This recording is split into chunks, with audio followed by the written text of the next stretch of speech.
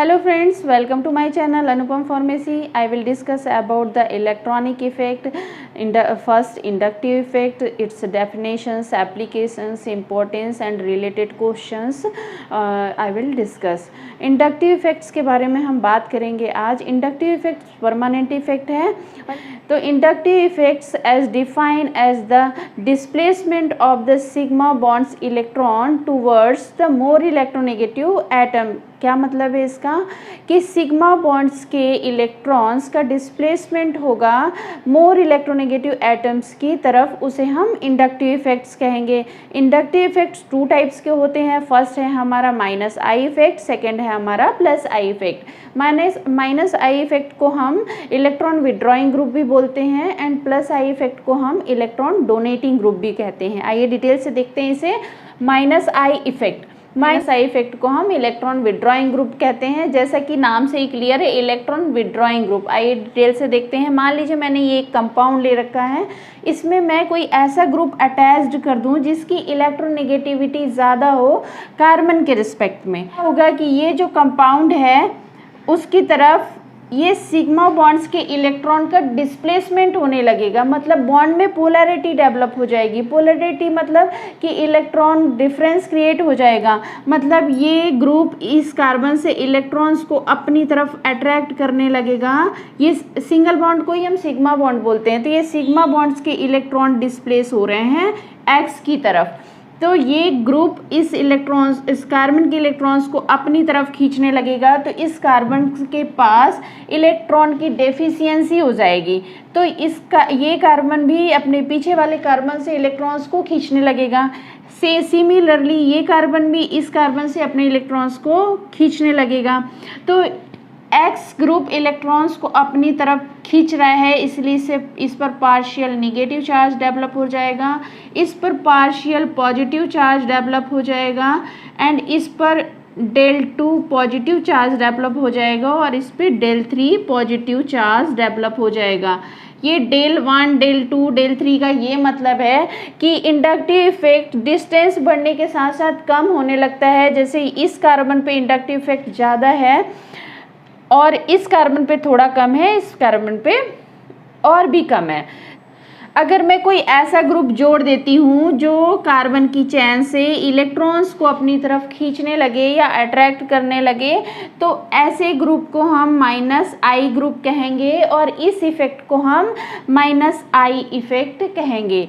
Second है हमारा plus I effect. Plus I effect, मान लीजिए मैंने ये कोई कंपाउंड ले रखा है, इसमें एक कोई ग्रुप जोड़ दिया है वाई. ये वाई ग्रुप ऐसा है जिसकी इलेक्ट्रोनेगेटिविटी कम है कार्बन के रिस्पेक्ट में.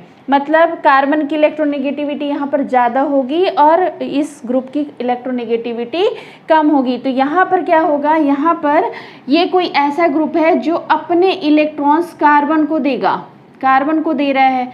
तो इस पर डेल पॉजिटिव चार्ज डेवलप हो जाएगा क्योंकि ये इलेक्ट्रॉन्स को दे रहा है कार्बन को, और इस पे डेल निगेटिव चार्ज डेवलप हो जाएगा बिकॉज कार्बन इलेक्ट्रॉन्स को ले रहा है. अब ये इफेक्ट चलता रहेगा. तो इस टाइप के ग्रुप जो इलेक्ट्रॉन्स कार्बन को दे रहे हैं उसे हम प्लस आई ग्रुप बोलेंगे और इस टाइप का इफेक्ट जो है उसे हम प्लस आई इफेक्ट बोलेंगे.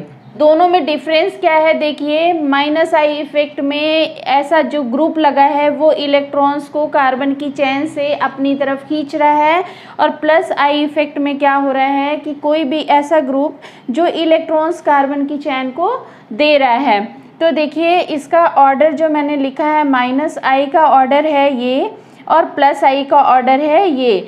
माइनस आई मतलब ये ग्रुप सबसे ज़्यादा इलेक्ट्रॉन्स अपनी तरफ खींचेगा, ये सबसे ज़्यादा माइनस आई इफेक्ट शो करेगा, और ये कंपाउंड सबसे कम माइनस आई इफेक्ट शो करेगा. Similarly is this. यहाँ सेकेंड है देखिए प्लस आई ऑर्डर, इसमें है 3 डिग्री, 2 डिग्री, 1 डिग्री. मैंने अपने प्रीवियस वीडियो में डिस्कस किया है.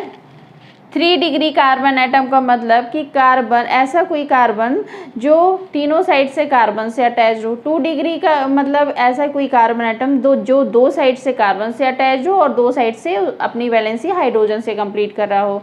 1 डिग्री का मतलब कि सिर्फ एक साइड से कार्बन से अटैच हो, ऐसा कार्बन कंपाउंड जो एक साइड से कार्बन से अटैच हो, बाकी की वैलेंसी अपनी हाइड्रोजन से कंप्लीट कर रहा हो। इंडक्टिव इफेक्ट हम क्यों पढ़ रहे हैं, इसका क्या इंपॉर्टेंस है, इसे हम एग्जाम्पल से डिस्कस करेंगे। इंडक्टिव इफेक्ट से हम किसी भी एसिड की एसिडिक स्ट्रेंथ बता सकते हैं, किसी भी कंपाउंड की स्टेबिलिटी बता सकते हैं, और कौन सा अच्छा एसिड है कौन सा कम अच्छा एसिड है इसके बारे में हम बता सकते हैं inductive through the inductive effect. तो आइए डिस्कस कर लेते हैं। मैं एग्जांपल्स के तौर पे कार्बोक्सिलिक एसिड लेती हूँ। तो कार्बोक्सिलिक एसिड एक एसिड है।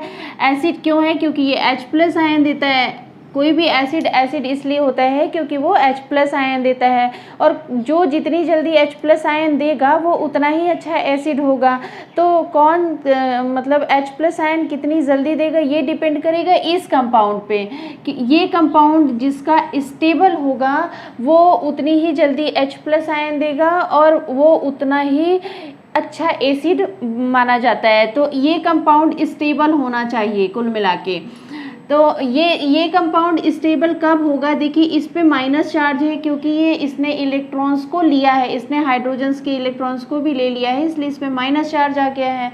तो इसके पास इलेक्ट्रॉन्स ज़्यादा हैं, इसने इलेक्ट्रॉन्स ले भी रखे हैं, इसके पास इलेक्ट्रॉन्स ज़्यादा हैं, तो इसके पास एक तरह से देखा जाए तो लोड ज़्यादा है इलेक्ट्रॉन्स का। तो अगर हम यहाँ पर कोई भी ऐसा ग्रुप जोड़ दें, कोई भी -I ग्रुप जोड़ दें जो इलेक्ट्रॉन्स को का यहाँ से खींचे, अपनी तरफ खींचे, तो ये माइनस चार्ज जो है तो थोड़ा कम हो जाएगा।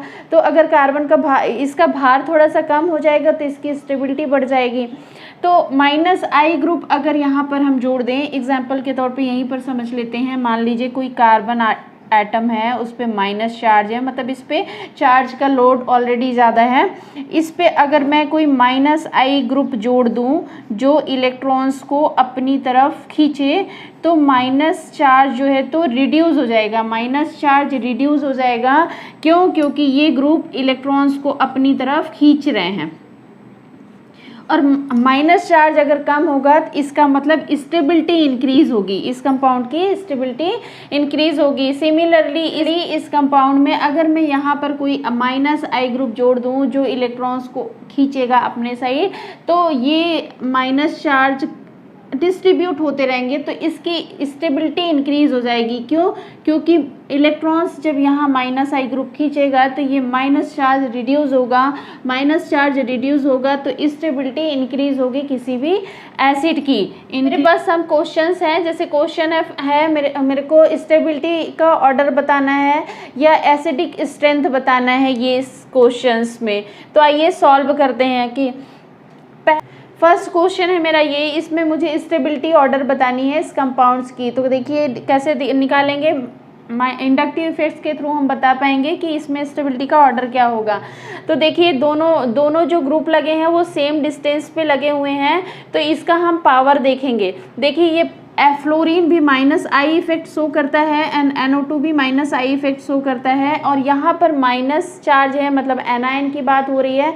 तो एनायन कभी भी स्टेबल तब होगा जब उसके साथ कोई -I ग्रुप जुड़ा हो जो इलेक्ट्रॉन्स को अपनी तरफ खींच रहा हो। तो यहाँ से इलेक्ट्रॉन का क्लाउड थोड़ा सा कम हो जाएगा, इलेक्ट्रॉन का क्लाउड कम होगा तभी तो स्टेबिलिटी इंक्रीज होगी। तो दोनों ही -I ग्रुप हैं। तो अब हम इसमें देखेंगे कि कौन सा -I ग्रुप जो है तो ज़्यादा इफेक्टिव है। तो इस क्वेश्चन में देखिए NO2 ज़्यादा इफेक्टिव है, ये ज़्यादा पावर से इलेक्ट्रॉन्स को खींचेगा, तो ये वाला कंपाउंड मोर स्टेबल होगा कंपेयर टू दिस कंपाउंड। तो यहाँ पर स्टेबिलिटी का ऑर्डर आ जाएगा A greater than B। Second question है हमारा ये, इसमें हमें एसिडिक स्ट्रेंथ बताना है मान लीजिए, है ना। तो कोई भी एसिड तब होगा क्योंकि वो H+ आयन देता है। यहाँ से ये ब्रेक हो गया, ये H+ आयन दे दिया, ये माइनस, सेम ऐसे ही होगा हर किसी में। H plus ion minus and H plus ion minus. अब देखिए जिसका ये कंपाउंड, ये वाला माइनस अनायनिक कंपाउंड स्टेबल होगा वही सबसे ज़्यादा एसिडिक होगा।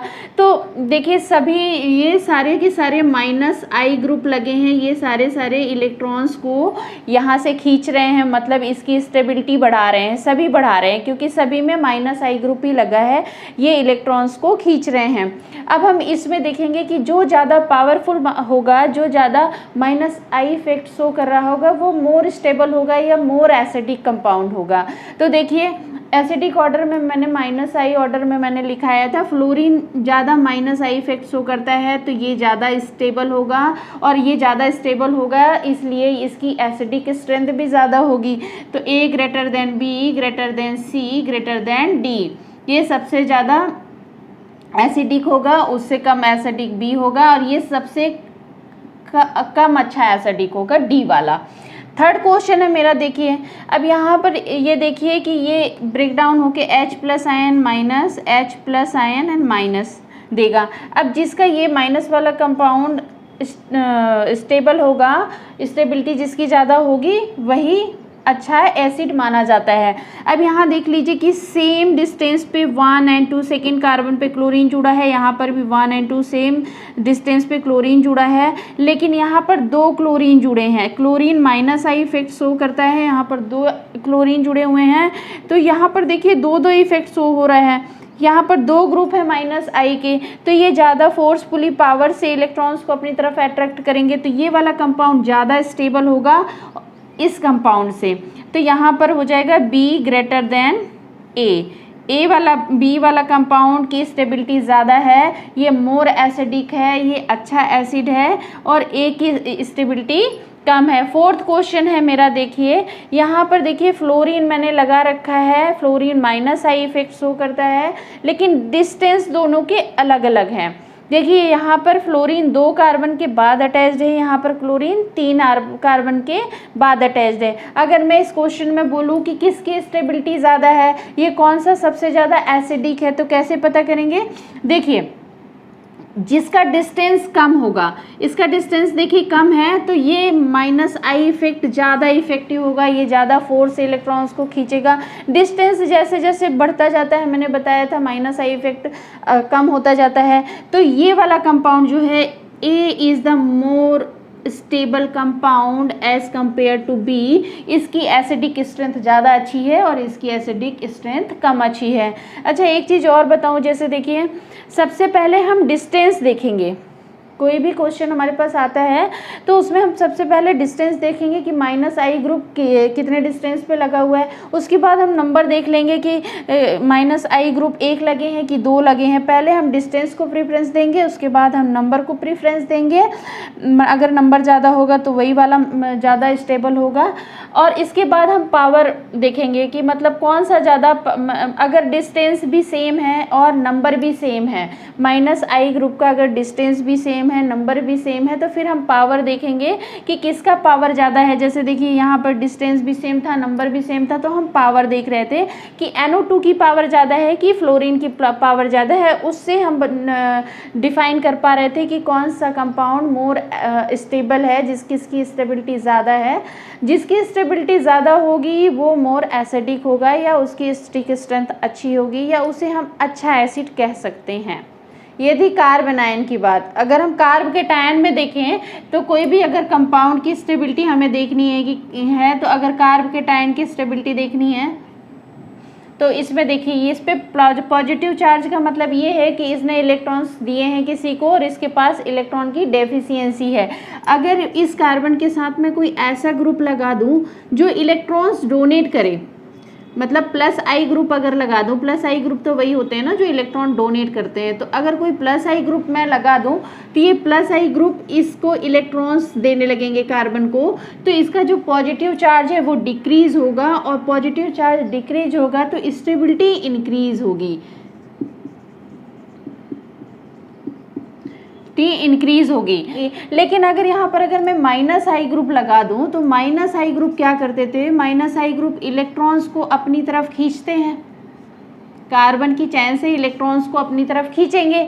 अगर माइनस आई लगा दूँ और ये इलेक्ट्रॉन्स कार्बन की तरफ से खींचेंगे अपनी तरफ, तो इसके पास ऑलरेडी कार्बन के पास इलेक्ट्रॉन की डेफिशिएंसी है, और ये अगर इलेक्ट्रॉन्स अपनी तरफ खींचेंगे तो इसकी ये प्लस चार्ज और बढ़ेगा, मतलब इसकी डेफिशिएंसी, इलेक्ट्रॉन की डेफिशिएंसी और बढ़ जाएगी।